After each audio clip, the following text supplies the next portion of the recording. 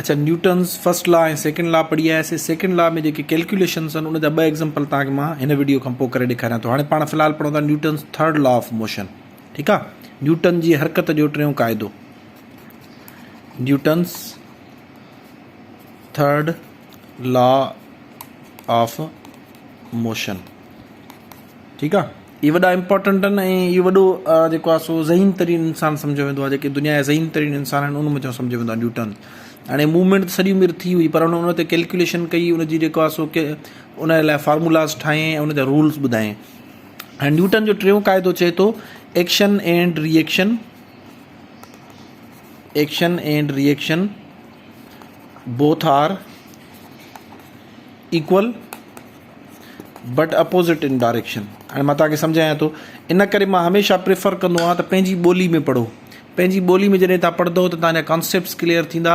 हाणे अक्सर तव्हां स्टूडेंट्स खां पुछंदो न उनखे डेफिनेशन, साइंस आहे चइबो आहे साइंस आख़िर में चवंदो आहे दिस इज़ कॉल्ड साइंस। ठीकु आहे, कंहिंखे मैटर चइबो आहे anything which occupy the space, आख़िर में चवंदो आहे इट इज़ कॉल्ड मैटर।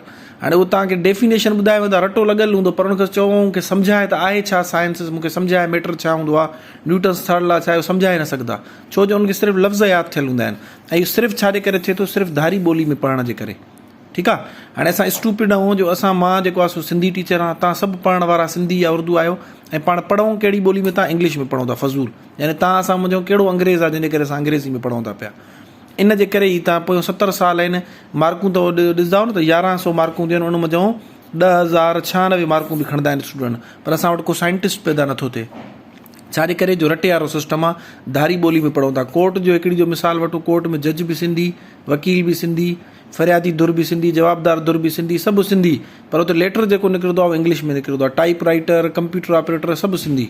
हाणे मूंखे ॿुधायो त उन पूरे कोर्ट रूम में 100, 150, 200 ॼणा आहिनि, कहिड़ो उन्हनि में अंग्रेज़ मौजूदु आहे जंहिंजे करे अंग्रेज़ी में लेटर निकिरे थो पियो। अनफॉर्चुनेटली असां वटि पूरो सिस्टम ईअं आहे। पहिरियों जेको फैक्टर हूंदो आहे चेंज जो, हूंदो आहे सेल्फ रियलाइज़ेशन, या असां बतौर क़ौम सेल्फ रियलाइज़ कयूं त असां ग़लति कयूं था पिया, त पोइ उनखे पाण चेंज कंदासीं। हाणे अचूं था वापसि पंहिंजे टॉपिक ते। सिंधी में जेकॾहिं असां हिनखे सम्झूं आसान लफ़्ज़नि में, त अमल ऐं रद्द अमल बराबरि हूंदा आहिनि। अमल ऐं रद्द अमल। हाणे अमल ऐं रद्द अमल छा हूंदो आहे? न्यूटन चए थो जेकॾहिं तव्हां हिकिड़ो बाल खणी करे जेतिरी ताक़त सां, जेतिरी कुवत सां भित में हणंदो, ओतिरी कुवत सां वापसि ईंदो।